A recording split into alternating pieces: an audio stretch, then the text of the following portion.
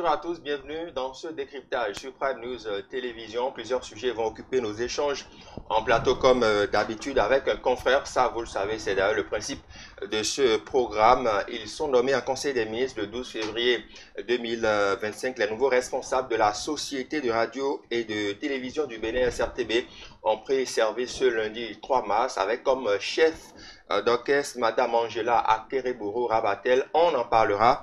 On dira un mot sur ces différentes priorités. Et puis en deuxième sujet, on parlera politique avec l'audit du fichier électoral annoncé avec les grandes étapes dévoilées par le président du comité de pilotage en la personne de Jean-Baptiste Elias. Ainsi décliné, à quoi pourrait-on s'attendre? On en parlera. Et puis ce drame survenu dans la nuit du samedi 1er au 2 mars 2025 à Kobe sur la route. 6 décès ont été dénombrés, plusieurs dégâts matériels. À l'origine, une collision de 2 camions remplis d'essence frelatée. Une équipe gouvernementale s'est portée sur les lieux pour faire le constat. Nous évoquerons tous ces sujets avec notre invité habitué de ce plateau, accoutumé aussi, qui nous fait l'amitié et l'honneur de toujours rester fidèle à notre sollicitation. Il s'agit de Ulrich Zinsou, cher ami, cher confrère, bonjour, bienvenue. Bonjour Stanislas, bonjour à tous les téléspectateurs de Prime News TV Monde. Merci d'être toujours à l'écoute.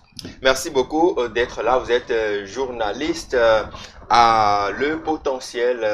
Vous faites bien votre travail, j'aime à le souligner. Merci pour votre professionnalisme aussi. Merci Stanislas, merci. Alors, on démarre par le tout premier sujet. C'est le mercredi 12 février 2025 que leur liste a été dévoilée en Conseil des ministres. Madame Angela Rabatel Akerebourou est désormais la directrice générale de la SRTB. Et pas que, puisqu'elle cumule ce poste avec le poste de directrice de Bénin TV. Déjà à sa nomination, est-ce que vous, observateurs avertis, vous professionnels des médias, est-ce que vous avez vu venir une telle nomination quand on sait que sur la liste des prétendants, il y avait quand même des personnalités, des responsables qui travaillent au sein de l'office depuis plusieurs années? Oui, déjà, merci Stanislas, merci. Vous savez, au fond, personne ne s'y attendait, il faut le dire ainsi, puisque déjà, quand on prend la liste de ces personnes, ces personnalités, si vous voulez, qui ont été présélectionnées justement pour diriger la SRTB, SORTB, on ne s'attendait pas à avoir une figure de ce genre, puisque justement, elle n'est pas béninoise, justement, elle n'est pas, si on peut le dire ainsi, habituée à la gestion de la chose publique quand je parle des médias, les médias de service public, parce que dans ce cas, vous et moi, quand on réfléchit un peu, on se dira, c'est sûr que le gouvernement ou bien à travers la RAC va désigner quelqu'un qui connaît un peu la maison SRTB si vous voulez, quelqu'un qui maîtrise un peu le fonctionnement des médias béninois, comment ça marche au niveau des médias du service public. Mais déjà, il faut le dire qu'aujourd'hui, le gouvernement, à travers la HAC, est sorti avec la nouveauté, est sorti avec la nouvelle, en nommant Angela Rabatel à la tête de la SRTB. Vous savez, quand on voit un peu son parcours, on n'a pas à faire de débat à propos. Quand on observe un peu le parcours de cette dame-là qui a été nommée, qui a plus de 25 ans d'expérience dans tout ce qui est gestion, quand même de médias, tout ce qui est cinéma, tout ce qui est audiovisuel et tout, production audiovisuelle. Elle a fait ses preuves ici en Afrique, elle a fait ses preuves hors de l'Afrique, elle a fait ses preuves partout dans le monde. Donc aujourd'hui, vous savez que nous avons un gouvernement qui rime avec la compétence, qui rime avec le professionnalisme. On ne va pas dire que ceux-là qui ont déposé. Oui, pour relancer, vous savez que nos dirigeants ont toujours martelé que l'expertise, quel que soit l'endroit du globe où elle se trouve, on ira la chercher. Et donc, la question de sa nationalité ne devrait pas faire débat. Et j'ai compris que les Béninois sont habitués à ça. Vous avez vu, il n'y a pas eu de polémique vraiment à propos. Parce que si aujourd'hui, à la tête de la SBE, par exemple, maintenant, on a quand même un étranger. Si à la tête du port autonome, on a un étranger, ce n'est pas la SCTV qui va nous étonner. Au niveau de l'année récemment, on a eu quand même... Voilà, donc plusieurs expertises. Donc il faut le dire que ça n'étonne plus personne. Juste qu'elle a dit qu'elle a 3 priorités de manière principale. Elle a parlé de proposer des contenus plus attractifs aux Béninois. De qualité aux Béninois. Elle a parlé aussi d'accélérer la transformation numérique et technique de nos médias.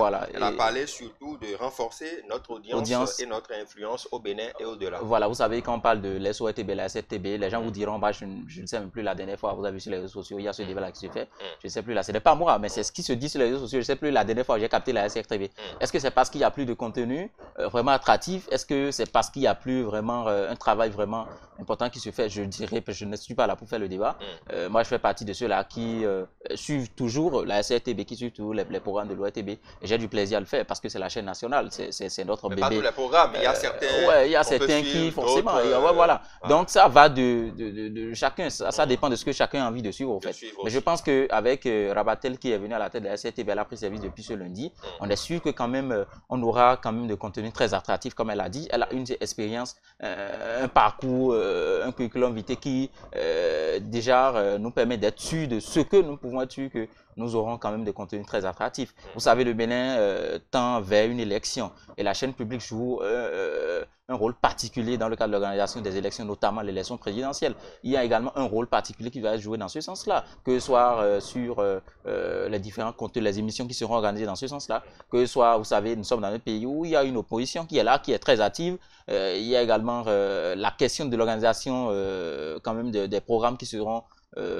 proposé dans ce sens-là. Donc, on tend vers une période sensible et elle est venue, si je peux le dire ainsi, à un moment très sensible également et doit pouvoir prendre la mesure de la situation pour savoir qu'aujourd'hui, la SRTB est dans une dynamique de réforme et voulue par le gouvernement. Et si la SRTB est dans une dynamique de réforme, il faut des personnes vraiment indiquées pour le faire, pour faire ce travail-là.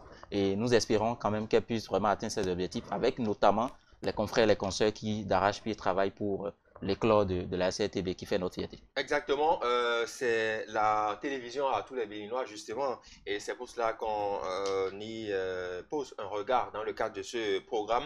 Il faut rappeler aussi que dans son adresse ce lundi sur LinkedIn notamment, relais sur plusieurs canaux digitaux, elle a fait un clin d'œil à ses autres collègues justement puisque c'est un ensemble de médias du service public.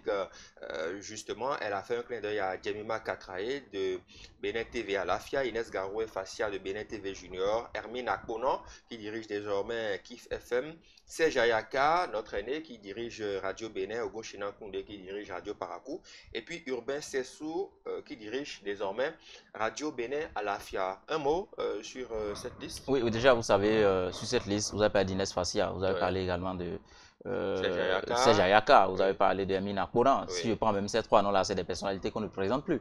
Serge Ayaka, vous l'avez dit, c'est notre aîné. On a vu son parcours en tant que rédacteur en chef de la radio nationale.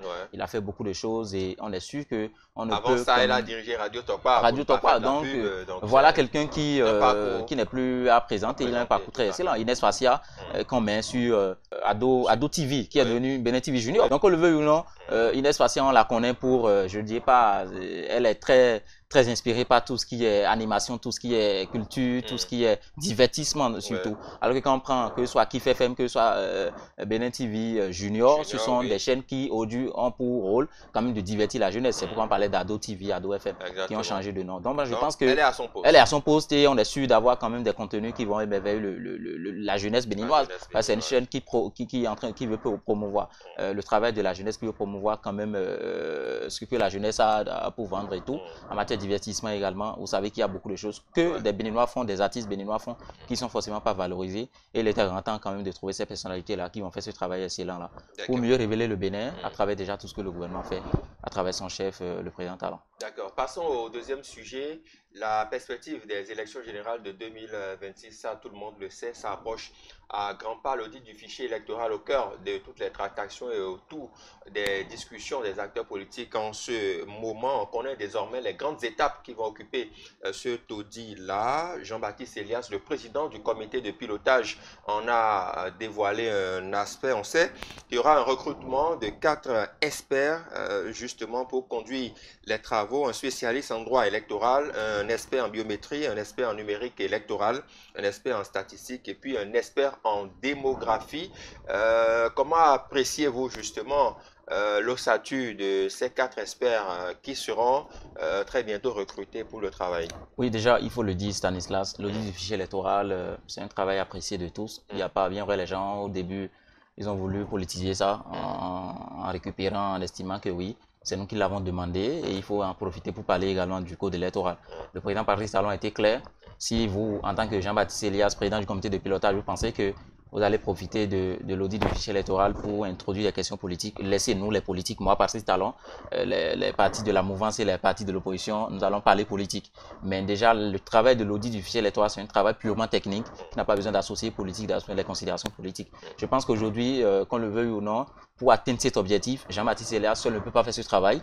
Avec les autres experts, il ne peut pas faire ce travail. Il faut recrutement justement des personnes qui sont capables de faire ce travail. Et vous vous rappelez au début, on a besoin d'experts nationaux et d'experts internationaux qui sont habilités à faire ce travail. Je pense que dedans, il y a des gens qui ont fait ceux-là qui ont fait le droit à la démographie parce qu'il y aura justement des recensements. Et le président Talon a été clair lors de sa séance avec eux au palais de la Marina. Il a dit, si vous avez la possibilité de quand même identifier ceux-là qui sont toujours dans la liste électorale, mais qui sont plus vivants, ce serait un travail excellent qu'on aurait souhaité. Parce que, qu'on le veut ou non, il y a ce problème-là qui existe dans tous les pays actuellement au Gabon qui prépare ces élections pour le 12 avril prochain. Il y a justement ce problème qui est en train d'être réglé, où l'opposition met ça en avant pour dire oui, il y a des personnes qui sont décédées, qui sont justement dans le fichier électoral. Et au Bénin également, notre pays est confronté à ce problème-là. Il a fait un diagnostic qui consiste à identifier ces personnes qui sont décédées, les retirer de la liste électorale. Ce sera à notre actif, ce sera à l'actif du Bénin. Donc je pense que ce sont des profils qu'il faut, parce que quand on tend vers l'objectif selon lequel on a besoin d'avoir un fichier électoral très bon, un fichier électoral dénudé de tout problème, même si ce n'est pas possible. Un fichier électoral a toujours de problèmes, quelle soit la qualité de travail qui se fait. Il y a toujours des choses qu'il faut. Aucune œuvre humaine n'est pas faite, justement. Le président Talon l'a dit. Donc moi je pense que qu'on le veuille ou non, Jean-Baptiste Elias, c'est quelqu'un qu'on connaît. Il a dit lors de son intervention dans l'émission version originale d'une chaîne de la place le week-end dernier, le dimanche dernier, que oui, lui il a fait le tour de tout, il a fait quand même tous les pays africains. Il a fait ce travail en tant que personnalité de la société civile qui consiste à auditer un fichier électoral. Et avec lui, on est sûr qu'on peut avoir un travail excellent, un travail qui va faire la fierté de tous, que ce soit du président Patrice Talon, que ce soit les forces de l'opposition et les forces de la mouvance présidentielle.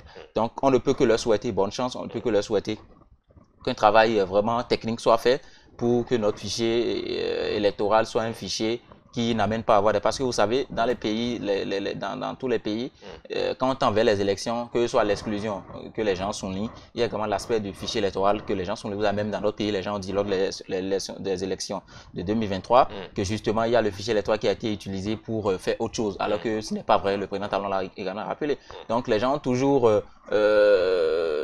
tendance, ce sont les forces de l'opposition, tendance à jeter du discrédit sur le fichier électoral, la qualité du fichier électoral, également ont tendance à jeter du discrédit sur le travail qui se fait. Et donc, si le Bénin arrive à quand même avoir un consensus sur son fichier électoral, c'est à l'actif de tout le monde et ce serait une fierté. Tout à fait, ce sera donc une fierté. Il faut rappeler aussi, à toutes fins utiles, qu'un appel à candidature sera lancé dans les tout prochains jours pour le recrutement de ces différents experts. Ils sont même à la recherche en ce moment même d'un site, d'un local pour abriter ces experts-là, parce que Jean-Baptiste Elias l'a dit, ils vont quand même pas rester dans la rue pour faire le travail, donc il faut rester le président Talon s'est montré prêt, il leur a dit lors de la séance, quel que soit ce que vous voulez, si vous pensez que vous ne pouvez pas parler au ministre de la Justice, garde des Sceaux, venez à moi directement, on va faire tout ce qu'il faut pour vous aider. Il a encore dit, si vous avez besoin encore de plus de moyens, dites-moi, on va mettre les moyens qu'il faut à votre disposition, au-delà des, je crois, 159 millions qu'on leur a déjà, qu'on a mis à leur disposition, on leur a pas remis. Donc je pense que si le président montre une certaine volonté, une certaine disponibilité, montre sa bonne foi, il faut juste qu'il se concentre pour faire du bon boulot en 45 jours, comme ils l'ont dit. Tout à fait. Et c'est une expérience de tous. En 45 jours et en maximum 2 mois, selon ce qu'ils ont dit. Prenons la direction de Kobe, où là-bas c'est funeste l'information qui nous est parvenue depuis la nuit du 1er au 2 mars 2025. 6 morts dénombrés des suites d'une collision entre deux véhicules qui transportaient malheureusement, une fois encore, de l'essence de contrebande, d'énormes dégâts matériels. La route, une partie justement, est d'ailleurs endommagée. Ulrich Zinsou, l'éternelle question de régulation de l'essence de contrebande, qui, une fois encore, a fait des morts. Oui, d'abord, dans mon intervention, au début de mon intervention, je vais d'abord saluer comme la mémoire, comme de ces 6 personnes qui sont décédées, qui sont des compatriotes béninois, qui sont décédés dans cet incendie-là à Poubelle. Il faut dire que moi j'ai finalement compris que nous n'arrivons pas, quand je dis nous, c'est que ce sont les autorités, c'est le Bénin au fait. Les autorités n'arrivent déjà toujours pas à régler cette problématique-là de l'essence relatée. Et c'est également faute de l'incivisme quand même de ces transporteurs-là. Parce que quand vous suivez un peu la scène décrite par un officier de police, c'est que justement, il y avait un camion qui était rempli de bidons d'essence, qui allait dans une direction, qui était sur la voie, mais qui avait constaté comme une montée et qui, sans bien vérifier quand même la circulation, est reculé, est tombé sur un autre camion. Donc c'est un jeu flou. C'est pour dire que justement, c'est d'abord l'incivisme, mais également qu'est-ce qu'on fait véritablement pour pouvoir encadrer ce secteur-là, que juste là, aucun gouvernement n'arrive vraiment à encadrer. Il y a le gouvernement béninois qui a travaillé à mettre en place des mini-stations, qui a travaillé à prendre certaines décisions, mais là, on sent que cet incendie de Paubert rappelle et démontre à combien de fois il y a encore l'engagement qu'il faut à ce niveau-là. Il faut plus de concentration, il faut discuter avec les acteurs pour trouver les voies et moyens de pouvoir vraiment régulariser ce secteur-là, qui ne fait pas du bien. Vous imaginez un week-end où on perd 6 compatriotes, ça ne fait pas du bien, c'est des manques en moins pour le pays, et ce n'est vraiment pas bon, il faut le dire ainsi. Donc moi, je pense qu'il y a le ministre conseiller en charge des transports, Jacques Ayadji, qui a été sur les lieux, qui a présenté ses condoléances au nom du gouvernement et qui a promis que des échanges seront, il y aura des échanges avec tous les acteurs. Il faut le dire, c'est un ministre conseiller qui se montre vraiment dynamique, qui se montre vraiment engagé. Vous avez vu là, discuter avec les acteurs. Il était à Godomé, il a fait plusieurs, donc c'est peut-être que c'est son marigot. C'est son marigot. Voilà. Ça qui s'est déroulé à Paubert le week-end dernier, peut-être que ça va le réveiller encore les membres du gouvernement pour prendre des décisions vraiment fermes dans ce sens-là. C'est vrai que pour la circonstance, cette délégation, il n'était pas seul, Jacques Ayadji. Il y avait M. Simon Dinan, qui est le maire de Paubert. Il y avait aussi le commissaire de police, M. Prudencio Atropo. Ils étaient tous sur les lieux. Il y a aussi M. Joseph Arissou, qui est le directeur des infrastructures, je pense bien, voilà, des transports, et qui a dit quelque chose qui requiert quand même votre analyse. Il dit ceci, les produits pétroliers doivent être transportés dans des camions-citernes réglementés et avec autorisation. C'est ce qui est recommandé et c'est ce qu'il a dit. Mais pourquoi ceux-là qui sont dans cette filière, dans ce commerce-là, ne tentent pas ou n'essayent pas de se conformer aux tests en vigueur? Oui, c'est pour ça que j'ai commencé à parler d'incivisme. Vous voyez, j'ai commencé à parler d'incivisme. Comment un camion qui a transporté, qui devait suivre une réglementation donnée, qui n'a pas suivi cette réglementation, mais qui traverse toute la ville, n'est pas tombé sur un poste de police, n'est pas tombé sur des officiers, mais qui est revenu se retrouver en pleine circulation et pouvoir créer ces dégâts-là. C'est la preuve que déjà, il faut sensibiliser les acteurs. Et je crois que le ministre conseiller Jacques Ayadji l'a dit, il faut sensibiliser les acteurs, il faut sensibiliser les populations. Et il faut également faciliter que les acteurs ont peur. Il faut leur faciliter la tâche. C'est sûr que peut-être quand vous allez, il faudra peut-être payer. Je ne sais vraiment pas comment ça se passe, mais c'est sûr peut-être il faut payer ou bien il faut plusieurs documents. Il faut des jours pour avoir les documents et tout. Et pour ça, il faudra enfin les réglementations en cours pour pouvoir transporter ces produits-là. Je pense qu'il faut sensibiliser ces acteurs. Il faut également arriver à les convaincre sur le fait que c'est leur vie qu'ils mettent en danger. Et il faut également qu'ils arrivent, parce que j'ai appris qu'également il y a l'infrastructure routière qui a été endommagée. Ça met des milliards dans la construction des infrastructures alors que nous le souhaitons pour le développement de nos localités. Et également, pour faute d'incivisme, il faut détruire ces infrastructures-là, ce n'est pas bon. Il faut que les acteurs, même si justement ils sont justement à l'écoute de cette émission de décryptage, il faut qu'ils se mettent un peu plus au sérieux pour savoir que nous sommes dans un pays qui de plus en plus fait des efforts pour maintenir ces infrastructures, faire des efforts pour pouvoir permettre aux populations d'avoir ce qu'il faut en matière d'éthique et de tout ce qui est lié au civisme et tout. C'est vrai qu'entre-temps, on avait parlé des mini-stations. Cela avait été abondamment annoncé que les acteurs de ce secteur pouvaient quand même se regrouper et installer des mini-stations.